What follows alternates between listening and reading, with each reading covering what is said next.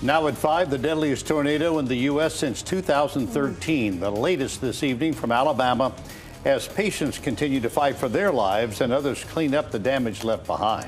Also ahead, a man sentenced to death after killing 2 people at a Raleigh motel. WRAL has new details from inside the courtroom. Plus, actor Luke Perry dies of a stroke at age 52. The WRAL health team will explain how that could happen at such a young age.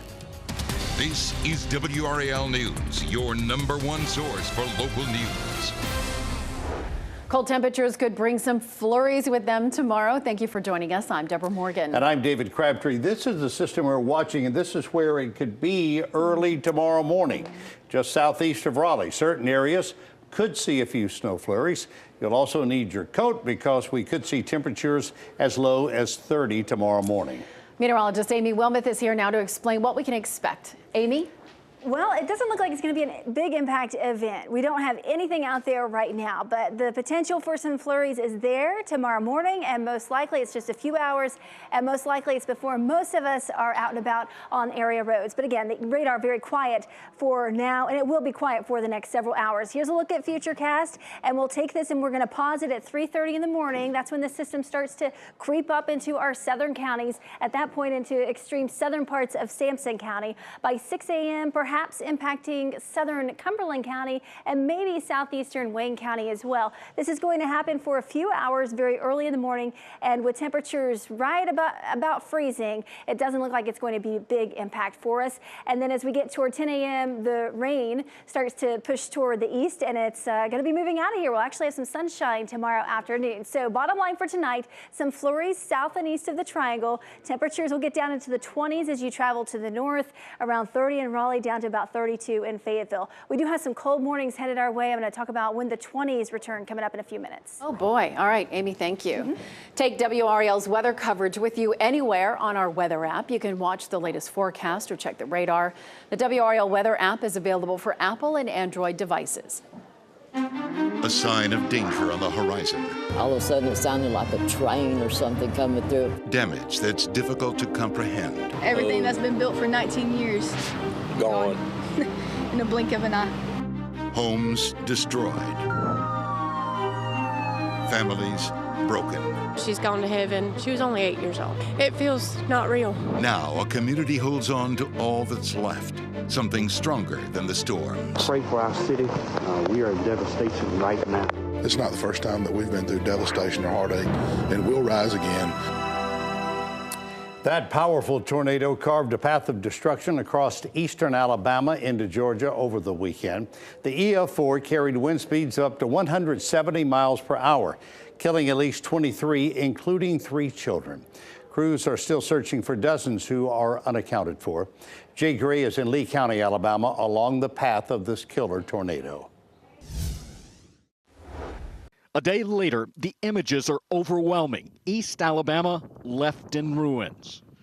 We lost children, mothers, fathers, neighbors, and friends. Right now, teams are sifting through the rubble, searching for survivors and victims. I would describe the damage that we have seen in the area as catastrophic. From what forecasters say was an EF4 tornado with winds of 170 miles an hour. And I estimated the path width at 0.87 miles, or almost a mile wide, so a monster tornado. Ripping apart everything in its path. The next thing we know, the wind starts ripping the house apart. We start seeing daylight because there's no roof.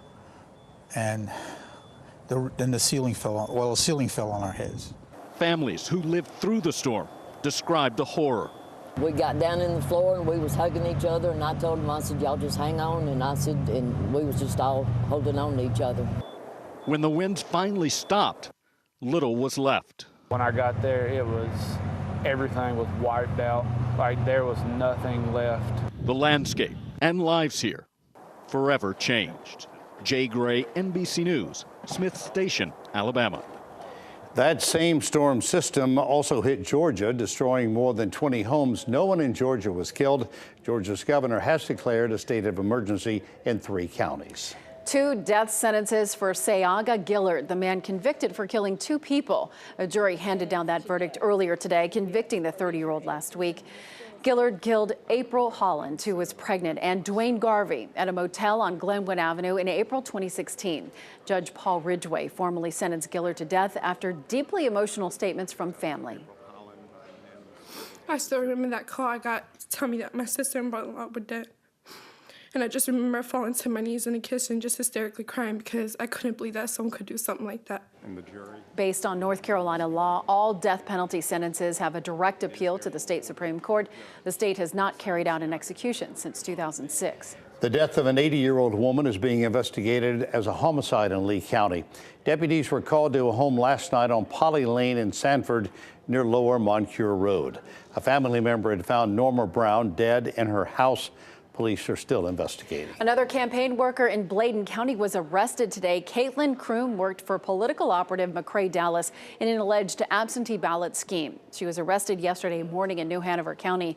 She's charged with conspiracy to commit felony obstruction of justice and possession of absentee ballot. 3 others wanted in connection to the ballot scheme have not yet been arrested. In the meantime, the State Elections Board met today to set the date for the new election in the 9th District race. WRAL's Capitol Bureau Chief Laura Leslie joins us live in downtown Raleigh with that story. Laura? David and Deborah, 10 weeks from today, May 14th, will be primary day in that new election for the 9th Congressional District. The race could be settled as soon as September if no primary runoff is needed. 2 weeks ago, the State Board of Elections called for the new contest after an investigation turned up evidence of ballot tampering. The probe centered on McCrae Dowless, a political operative working for the campaign of Republican candidate Mark Harris in Bladen and Robson counties. Harris appeared to have beaten Democrat Dan McCready by about 900 votes on election night, but the board threw out that result due to absentee ballot fraud. The new primary is May 14th. September 10th will be the general election unless a primary runoff is needed. If that's the case, the general election will be November 5th. State Elections Director Kim Strack said the timeline will allow for extra oversight. And that will give staff, an opportunity to go down, especially in Bladen County, and make sure that people are educated on absentee by mail voting, if there's any questions about that, and make sure that the county is ready to implement it. Dowless was indicted last week on 7 felony counts of ballot tampering and obstruction of justice. Harris has announced he will not run in the new election, while McCready has announced that he will file for the seat again. Now, we've been told by GOP leaders that we can expect to see a lot of Republican candidates filing for that open seat in the 9th District. So far, though, we've heard as many or more no's than yeses, especially among well-known GOP names. Former Republican Governor Pat McCrory and former 9th District Congressman Robert Pittenger have both said they'll decline this run. Back to you. Laura Leslie reporting live in Raleigh. Laura, thank you. And the filing period for candidates running for North Carolina's other vacant congressional seat begins today. The 3rd District has been empty since Representative Walter Jones died last month. The filing period ends this Friday. That's March 8th. The primary will be held April 30th, the general election in July. We're in the Live Center with breaking news of how kindness pays off big time for a South Carolina resident. Word just released a few minutes ago that the person who bought that winning $1 billion lottery ticket in October finally came forward. And check this out. This is where the kindness pays off. They said they allowed a fellow customer to buy a ticket in front of them. Now, the he or she person, we don't know because they want to remain anonymous, which is allowed in North Carolina. Allowed in South Carolina. In North Carolina, those names are public record. But you know what? You can't blame them for wanting to remain anonymous. Check out that figure right there. That's what they took for a one-time payment, $877,784,124. It's just hard to even say that amount. Pretty incredible, but yes, that is the largest jackpot payout to any single person in U.S. history. That is a lot of money. Back to you. No doubt about that. Monica, thanks. Well, we have some sad news out of Hollywood. Beverly Hills 90210 and Riverdale actor Luke Perry has died after suffering a massive stroke. The actor had been hospitalized since last week. The 90s heartthrob starred as Dylan McKay on Beverly Hills 90210. Perry also had roles in a handful of films, including The Fifth Element, 8 Seconds, and American Strays. He also appeared in HBO's prison drama Oz. Nearly 75% of all strokes happen in people over the age of 65. Luke Perry was only 52. WRAL's Dr. Alan Mask joins us now to talk about this. And so many people, Dr. Mask, are shocked about his age. And while we don't know exactly what caused his stroke, there are certain risk factors for people with stroke. What are they? Age is a risk factor. Most of the strokes that we see are in people over the age of 55, but there are more important risk factors as well. Number one is cigarette smoking. We understand that Luke Perry was a heavy cigarette smoker, by the way.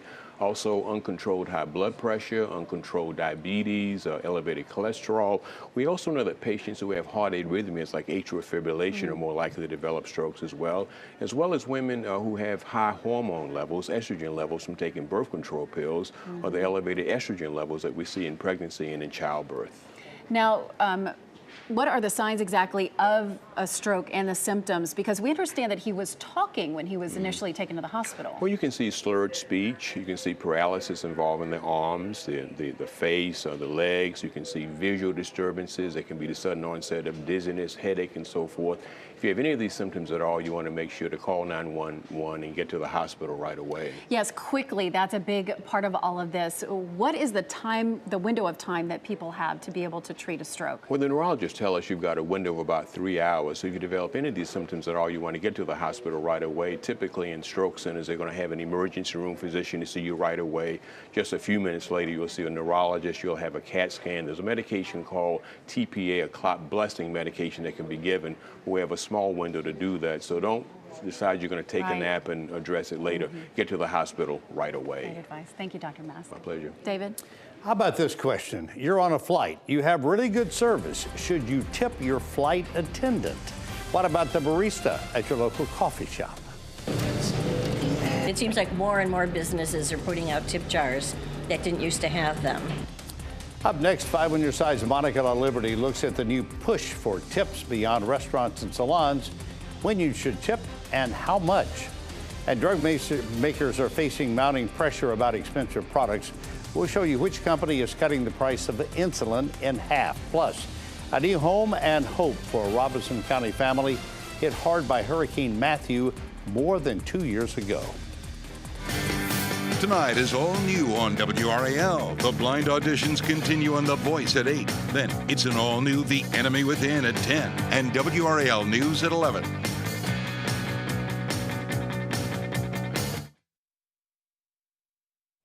In many places you go each day, you may be encouraged to leave a tip for serving you. What do you think about it? 5 on Your Side's Monica LaLiberty keeps a big tip jar in 5 on Your Side. So who better to navigate us through this new tipping economy, Monica? Oh, you know it. I'm going to have proof for you in just a second. But you know, we all expect to leave tips, right, at a restaurant or a nail salon. But what about on a flight?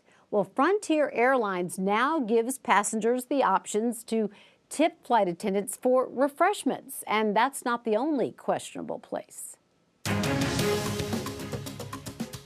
From the teenager who made your sandwich at a deli to your local coffee shop barista, more and more service providers might expect a little extra.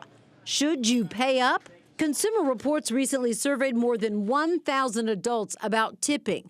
27% say they've noticed more situations where tips are expected.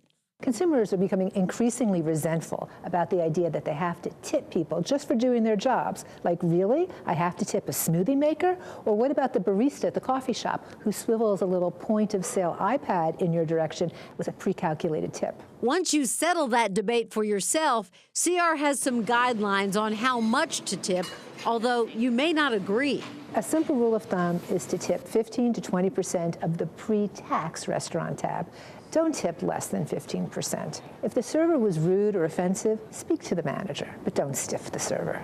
Why that advice? CR says not giving a tip won't stop the behavior and may make it worse for other customers. A manager, they say, could address it. Another survey result, 46% of people who responded favor a system that would do away with tipping altogether and instead charge higher prices to cover salaries.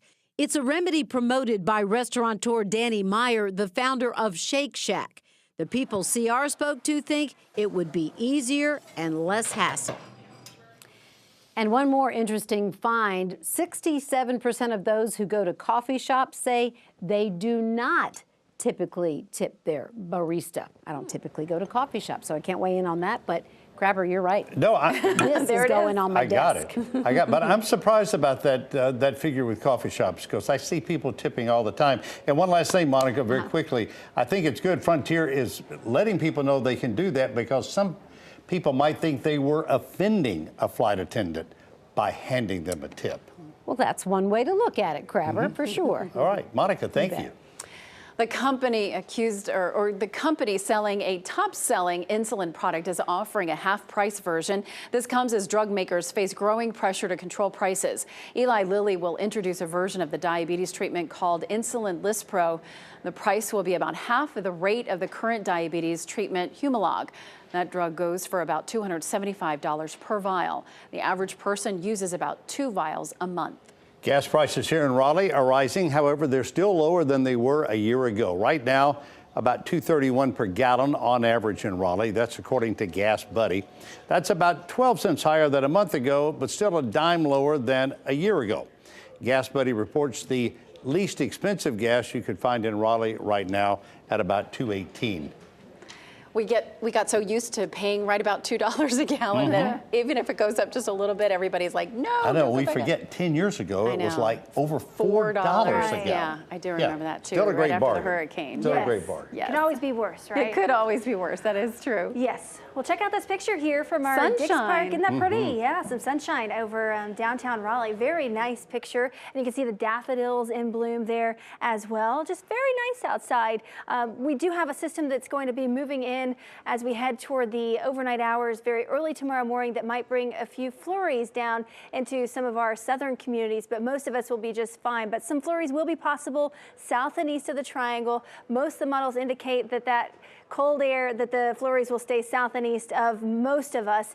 The colder air, coldest we've seen since January, is going to arrive this week. For the middle of the week, it is going to be very cold. We're going to have a hard freeze, so you're going to want to protect any tender plants as we get toward Wednesday morning and Thursday morning. It's chilly out there right now, 49 degrees. Winds are out of the northwest at 5 miles per hour. It's not bad, but it will get colder overnight tonight. Here's a look at the clouds, the precipitation, and the temperatures. As we get toward 5 o'clock tomorrow morning, notice how you see a little bit of blue showing up down there to the south, and that's where we could see a few flurries. But notice the temperatures are above freezing for our southern communities, right at freezing here in the triangle. As we get towards 7 a.m., a few of those snow flurries making their way into southeastern Cumberland County, Sampson County, maybe even into parts of southern Wayne County as well. Elizabeth will be watching this very carefully tomorrow morning, so join her starting at 4:30 on WRAL. She'll let you know if it's causing any kind of problem. At this point, I don't think it's going to be a big deal, and it all moves out of here. We have sunshine for the second half of the day. So it's quiet for now across the area. The system that we're tracking for the morning hasn't even really developed yet. Not a whole lot going on, but we do have an area of high pressure off to the west. Cold air is going to be moving in and settling in. The coldest mornings for us will be when that high pressure is pretty close to us, and that will be Wednesday and Thursday morning. So plan for a hard freeze. A lot of things are blooming right now, so you want to make sure to protect those plants for Wednesday and Thursday morning. So let's break it down for you. Wednesday morning, low temperatures are going to range anywhere from 20 degrees to 26 degrees. Thursday morning in our northern counties, we might get down into the teens, anywhere from 19 to 23 degrees. So several hours will be below freezing. Many of those hours in the 20s, so it will probably be an issue for some of those blooms out there. It'll definitely be an issue. Some flurries will be south of us tonight, mainly in our southeastern counties. Temperatures will get down to around 30 for the triangle, some 20s in our northern communities. The bus ride is a quiet one, hopefully, for the kiddos in the morning. Just some clouds around. Coats will be needed. Temperatures will be in the low 30s tomorrow morning, so a bit on the cold side tomorrow, but it will be even colder for those kiddos Wednesday and Thursday morning.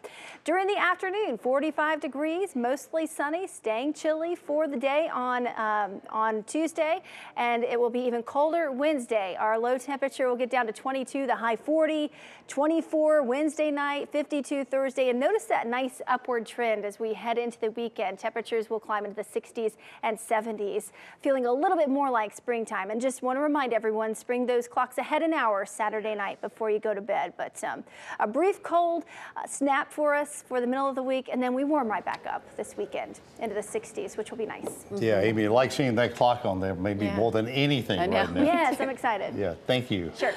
A measles scare is hitting 11 states across the country. Coming up, the warning from the CDC tonight is the number of cases keeps adding up. And behind every great player is a great story. Today, WRAL travels to Spartanburg, South Carolina, and talks to Zion Williamson's high school coach about why he stood out and his path to superstardom. That's tonight at 6 here on WRAL.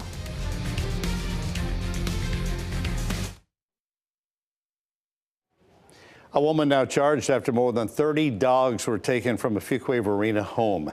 Deborah Sue Gelkin-Raby is facing cruelty to animal charges. Authorities say the dogs are in good shape and that most of them were older. Animal Control says the owner was very cooperative and provided each animal's current information and medical history. The number of measles cases is rising in the U.S. The CDC says at least 206 cases have been reported since January 1st. That's 47 more cases than last week.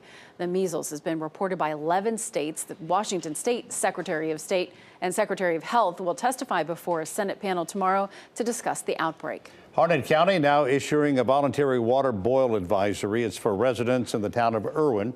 Workers are in the process of repairing a water line issue and are testing the water as a precautionary measure. There is a voluntary water boil advisory for the next 24 hours for people in Irwin who have experienced any water issues. Traffic delays are expected in downtown Hillsborough this month while new crosswalks are installed. 13 different crosswalks will be stamped at Churton Street intersections, including Tryon, King, Margaret, Nash and Colic Streets. The crosswalks will be in dark red with a herringbone pattern to increase visibility. The work begins March 11th and will affect downtown traffic between 9 a.m. and 4 p.m. The first private university in the state is offering a flight school. The University of Mount Olive is introducing the program because of a nationwide shortage in professional pilots that's expected to worsen. In September of last year, the university signed a lease with the town for a commercial hangar at the Mount Olive Municipal Airport. The first airplane has already been purchased. A landmark in space exploration today, the SpaceX Dragon capsule made it to the International Space Station. There he is, David inside of Dragon. Human beings inside the Dragon spacecraft. The first commercial spacecraft designed to carry humans hit its mark 250 miles above the Earth. A lot riding on the 6-day demonstration before the Dragon capsule heads home on Friday. What a short trip. Yeah. If all goes well, the next test will launch 2 astronauts as early as July. Wouldn't you love to do that? I sure would. Oh. Sign me up. Even for 5 days. I know. Catherine Brown is here now with what's coming up next. Catherine? Well, David, coming up at 5:30, we'll continue our coverage of those deadly tornadoes in Alabama. As we're learning more about the victims and the damage, we're looking to what makes one tornado more deadly than the next. Plus, Duke University has said it will not give this land for the light rail. I'll explain why officials say they could take it anyway and how likely it is that will work.